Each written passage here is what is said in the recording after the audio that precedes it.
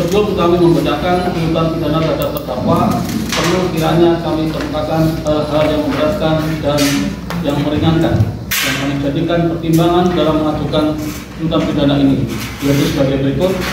A. Hal-hal yang memberatkan: para terdakwa tidak mendukung program pemerintah dalam mewujudkan pemerintahan yang bersih dari korupsi, kolusi, dan nepotisme. B. Hal-hal yang meringankan: para terdakwa bersikap sopan di persidangan. Para terdakwa belum pernah dihukum.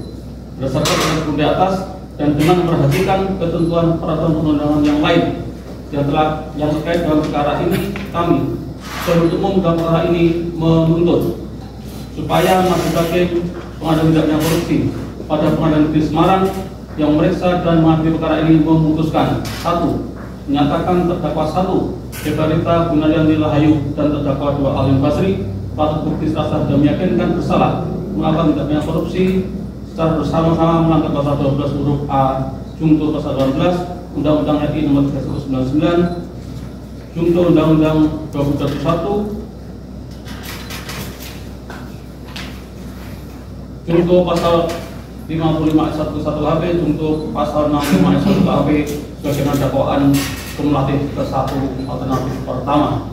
2.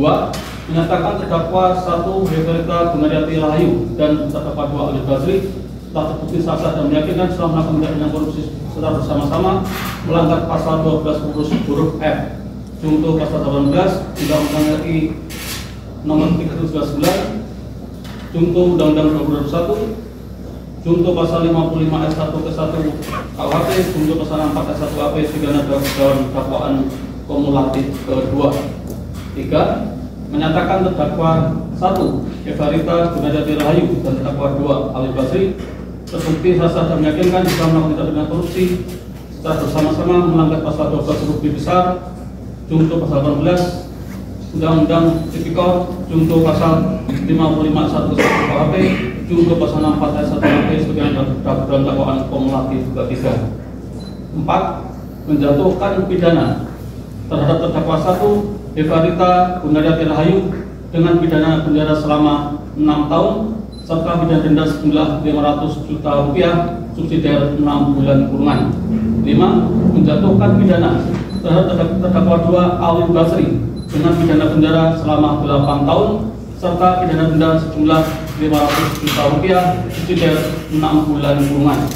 6. Menjatuhkan pidana tambahan terhadap terdakwa 1 Evarita Gunaryanti Rahayu untuk membayar uang pengganti sejumlah 683.200.000 rupiah selambat-lambatnya 1 bulan setelah putusan pengadilan memperoleh kekuatan hukum tetap. Jika dalam jangka waktu tersebut terdakwa tidak membayar uang pengganti, maka harta bendanya disita oleh jaksa dan dilelang untuk menutupi uang pengganti tersebut. Dalam hal terdakwa saat terpidana tidak mempunyai harta benda yang mencukupi untuk membayar uang pengganti, maka dipidana penjara selama 1 tahun. 7. Menjatuhkan pidana tambahan terhadap terdakwa 2 Alin Basri untuk membayar uang pengganti sejumlah 4 miliar rupiah selambat-lambatnya 1 bulan setelah putusan pengadilan memperoleh kekuatan hukum tetap. Jika dalam jangka waktu tersebut terdakwa tidak membayar uang pengganti, maka harta bendanya disita oleh jaksa dan dilelang untuk menutupi uang pengganti tersebut. Dalam hal terdakwa saat terpidana tidak mempunyai harta benda yang mencukupi untuk membayar uang pengganti, maka dipidana penjara selama 2 tahun. 8. Menjatuhkan pidana tambahan berupa mencabut hak terdakwa 1 Evarita Gunaryanti Rahayu dan terdakwa 2 Alin Basri untuk menduduki dalam jabatan publik masing-masing selama 2 tahun terhitung sejak para terpidana selesai menjalani masa pemidanaan. 9. Menetapkan lamanya penahanan para terdakwa dikurangkan seluruhnya dari pidana penjara yang dijatuhkan. 10. Merintahkan para terdakwa tetap berada dalam tahanan. 11. Menetapkan agar barang bukti yang